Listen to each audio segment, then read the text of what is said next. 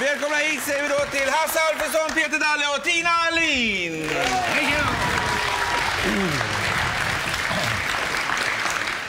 Det här var alltså ett smakprov ur er revy Prins korv under taket. Ja, Första biten. Som har premiär alldeles snart. 2 veckor. Om 2 veckor. Ja. Varför heter den Prins korv under taket? Ja, du vet, det finns en gammal saga som heter Prins hatt under jorden. Ja. Och då så tyckte vi det var bättre med Prins korv under taket, för vi är nämligen precis under taket och de serverar korv. Det är så enkelt. Ja. Och vi ser ut som prinskorvar. Och det ser ut som prinskorvar. Ja, det gör det. När föddes idén till den här revyn? Det var i vintras någon gång. Ja, vi var egentligen, det började egentligen med ett annat jobb som blev så stort, och då hade Hasse haft en hommage till Tage. Ja, på Prinsen. Vi var där och hade en grej som spelades in för radio bland annat. Bara 2 föreställningar. Men tyckte jag var så trevlig lokal så tänkte jag kunde. Och så fick jag idén att man kunde vara uppe på taket där på garderoben och stå där uppe. Nu gör vi det. Hur har ni jobbat fram texterna? Ja. Vi har stulit. Nej, men vi har knapat. Vi träffades bland annat uppe i skärgården i ett hus några dagar, alla 3. Och då komponerade bland annat Tina en svensktoppslåt. Och sen så har den här låten skrev vi där också. Ja, den här låten skrev vi texten till där också. Det är egentligen Lonnie Danegans melodi. Och så. Tina Ahlin. Ja. Du är ju då kapellmästare kan man säga, eller hur? Ja, utan kapell. Ja. Hur är det att jobba med Hasse och Peter? Det är jätteroligt. Ja. Jag och Hans har jobbat tidigare ett par gånger. Ja, Råttfångaren bland annat. Ja. Vi gjorde Råttfångaren på Dramaten. Ihop. Jag var spöke där. Förlåt då. Men Peter, vi har inte jobbat ihop tidigare. Men det, vi Nej, har och Peter och jag har aldrig jobbat ihop heller. Och, så att det är liksom, jag är ju gammal nog att vara far till bägge de här två. Men det är roligt att generationerna kan mötas ibland. Ja. Den här revyn, då, kommer det vara som en gammaldags revy så att säga, med sketcher och monologer? Ja, vi har principen sångtal och sen en sång och sen är det slut. Kommer vi känna igen några karaktärer från tidigare som ni har gjort? Nej, det är lite fräscha gubbar. Ja. Så det är nytt hela tiden? Alltid nytt. Jag är så nyfiken så nu måste jag också vara med. Ja. Hej. Jag hörde att det är utsålt. Ja, det är det. Kommer ni att fortsätta i vår?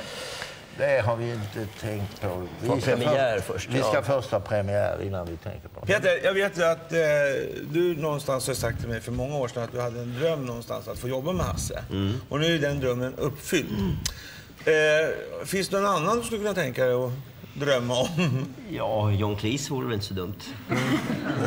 Vad bra. Men då tycker jag vi säger så här då. Welcome John Cleese!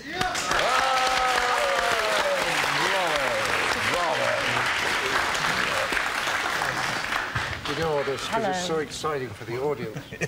Now you have to speak English. Yeah, we will. Now we have to speak English. I don't know why you don't speak English all the time. Because you speak English better than the English do. And Swedish is a silly language anyway. It's not as silly as Danish. Have you heard Danish? I've heard Danish. I tried to. It's like a throat disease or something. Throat disease. You all work with humor, and if we think about the similarity between Swedish humor and English humor, John, is it close? I think so. I mean, you may notice differences, but if I come to Scandinavia, or if I go to Holland, I think it's almost exactly the same kind of sense of humor. The Scandinavians and the Dutch and the English seem to be very similar kind of people, temperamentally. Yeah, I think so too. Though I once heard David Frost say in a TV program that in hell the food should be taken care of by the British and the humour by the Swedes. Oh no, I think he said the Swiss. No, he said the Swedes. Yeah, he meant to say the Swiss. Well. But do you think there is... He's so stupid, so I don't care. But Hasse, do you think there is any universal jokes that works in Peking as in Cairo? Yes, it is, of course. If you've seen old silent movies, for example, I've seen in Venice once when I was there with my boys that were small, and there were these big matrona Italian, and there were an old man, and everybody laughed at the same thing. But it's difficult with the language jokes. Language is difficult. And if you do that very simple kind of classical humour that Charlie Chaplin did and Buster Keaton... it was a Buster Keaton film. I think it travels everywhere. But once you get into language, then the cultures are so different. I mean, now you don't get many funny commercials. And it's because these big multinationals want to use the same commercial all over the world. Yeah. And if they use humour, it doesn't work. So that's why they do a lot of action things or with very beautiful looks, but they avoid humour. But your material and Monty Python's material have been very successful in Sweden. Yes, it has, and it surprises me sometimes because they even liked it in Japan. Why does it surprise you?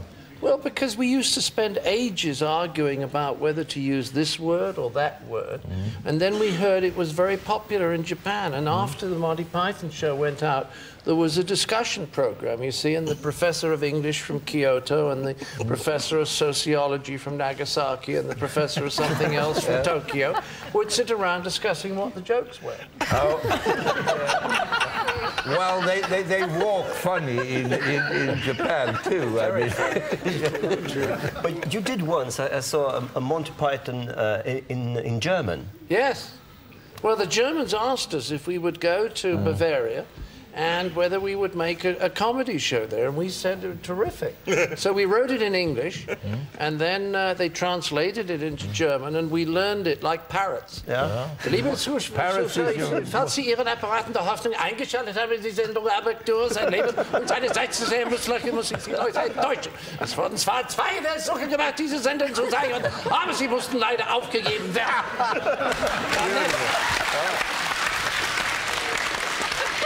Did it work? It worked. I have to tell you, I've forgotten what it means. Hitler couldn't say it better. No. Then you can tell it's funny even though you don't know what it means. Yes, the very... that's a funny language, German. You all write a lot of material yourself. I was thinking about, Peter, when you get stuck when you're writing something and you know that you have to be funny, what do you do then? When you can't feel... It's just... Where do you get your inspiration from then? From Monty Python. You sweat, don't you? You just sweat. Well, you tear the paper into pieces. Again and again and again. When do you know when something is funny or not? Before you have shown the audience, because then they laugh. But because we have humor. That's yes, you feel that. But I don't know.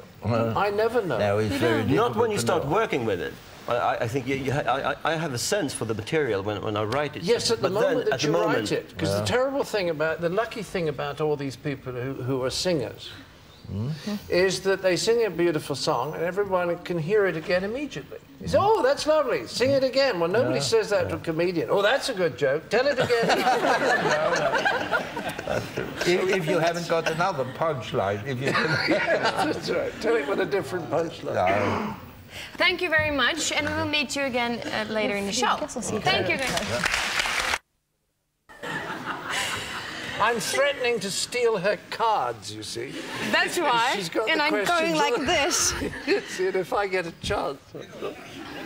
But he will not have a chance to do it. Otherwise, I do myself, I think. One American show, he asked me the first question, I just grabbed his cards and threw them away. So he had, like, scared me up a little bit. But I should be very good today. I should be good. Oh, okay. Because I'm very good. Very much welcome, Mr. Cleese. It's such an honor to have you here, I must say. Monty Python is going to be reunited, you say? Yes, yeah, reunited, yes. Reunited? Reunited, because in October, it's the 30th anniversary of the first show we ever did. So BBC are giving us 4 hours, and we're filling it up with some new stuff and some old stuff. But that means in a couple of weeks' time we'll film again which is great because we haven't worked together for years. Are you looking forward to it? Yes, because I like them. And probably the last time we'll be together, because then we'll have to wait to the 40th anniversary. And by then, several of them will be dead, because Jones won't live very long, and Gilliam certainly won't. Palin might live a bit longer. I don't think Eric Idle looks very good. But so you will. Yeah, I'll be fine. So we'll be down to 2, and who wants to watch Monty Python if it's 2 people? So this is the last time we ever do anything together. So it's a little bit nervous. No, because it's very, very easy doing comedy with people you know well. But it takes a long time to know them well. I mean, if I ever perform a sketch with Michael Palin, I look forward to it, because he and I have acted together so much, there's an easy rapport. And if he does something that hasn't been, you know, rehearsed, that's unexpected, it's very easy for me to adapt to it and do something also that hasn't been rehearsed.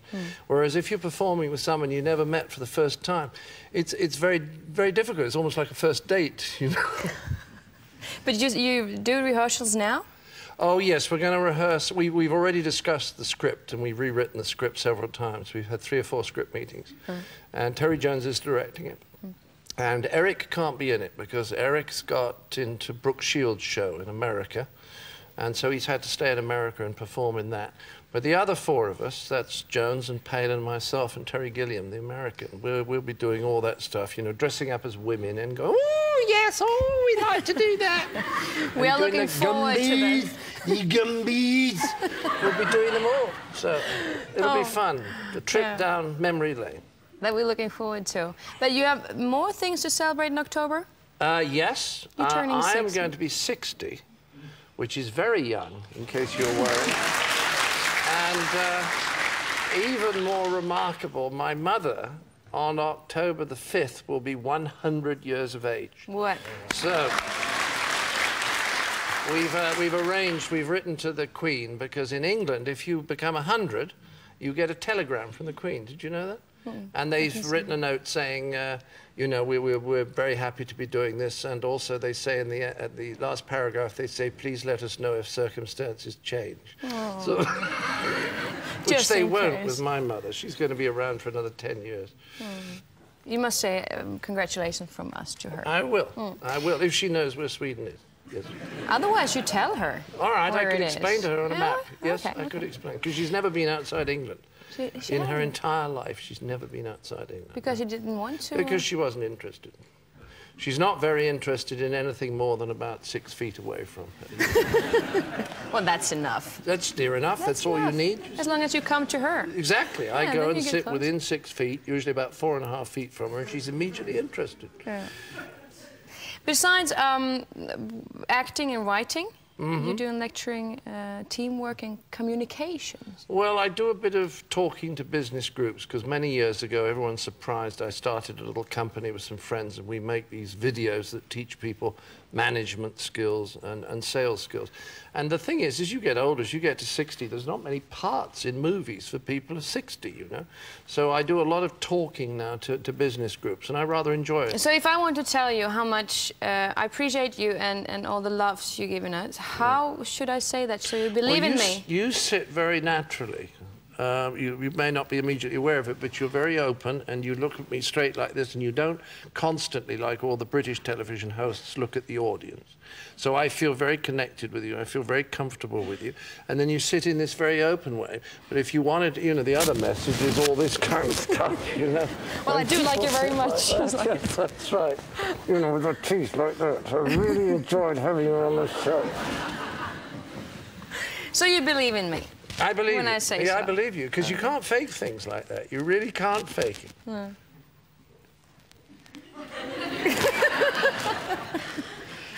Then you also, I was thinking about this with conflicts, because why do you think that so many people are afraid of conflicts?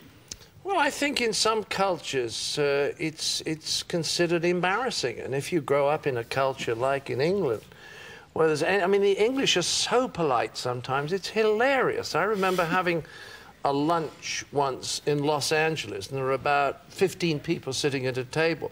And the Englishman, I watched him, he wanted someone to pass him the salt. Now, if an American would have said, please pass the salt, Or pass the salt, please. And the Englishman sat there very quietly with everyone else talking and waiting for someone to catch his eye. And when the person actually caught his eye, he pointed at the salt and said, "Sorry." Sorry? What's he sorry for? But that's the very, very polite way of saying, "I'm so sorry to inconvenience you. Would you be so good as to consider whether you might possibly be prepared?" This excessive politeness. And what the Americans can't understand when they come to England is that they go in the shop and the shopkeeper says "thank you" 27 times. Every time you just say "thank you, thank you, no, but thank you, thank you, thank you, thank you, thank you." And they find it very weird, and it's very, very hard for the English to be direct. So when there's any conflict about, the English are so embarrassed. I mean, it always used to be funny if you sit on an underground train and a drunk comes, nobody, they all pretend he isn't there. You know what I mean? They all start reading the advertisements. Really tremendously interested. And then they just, and then they walk off, and they all pretend that it's not happening. And that's how the British handle conflict. They sort of pretend that it's not actually going on. So why do we like to watch characters that also are afraid of conflicts? Well, I think any character is funny if he or she is pretending that something else is happening that's different from what actually is happening. So, as I said earlier, when I cross my arms, you know, if I'm pretending to be very nice and polite to you, when I really hate you, that's funny. So whenever there's a kind of conflict between what people are really feeling and the way they're pretending to behave, then you have a funny situation. So when they say comedy is about conflict, that's a kind of cliche. People say comedy is about conflict. It's not so much conflict between people, although that can also be funny, but it's conflict within people, inside people. But all these different characters and the body language we were talking about, I know that you have had animals around you almost your whole life, and you have cats and things. Cats, yes. Can you find, I think it's Strasbourg technique that used like animals to find... Oh, yes. I think it was Marlon Brando that was a gorilla in Godfather. That's right. Do you think that way when you're trying to find a character for a person? Yes, sometimes. I mean, if I want to think of someone who's kind of nervous and anxious, I'd sort of think of Mouse, you know. So it is very... So that might give you some ideas for that. Do you think Charlene Spiteri from Texas, she was here earlier, we're talking about that humor is sexy. Do you think so? Oh, I think so. I think the lovely thing about humour is it creates intimacy, not jokes. Jokes, you can sort of tell jokes to each other and you never become more intimate. But when you start to laugh and smile together, I think it always brings you closer together. Unless, yes, it's not true of jokes. You have to sort of separate jokes from ordinary humour. But when people are comfortable with each other and behaving more spontaneously, it's almost inevitable that a certain amount of humour is going to come in, because when people are spontaneous, they're humorous. So that's going to come into their, you know, into the way they communicate, and that's going to bring them together. You know what I'm going to do now? Thank you very much. Nice to see you.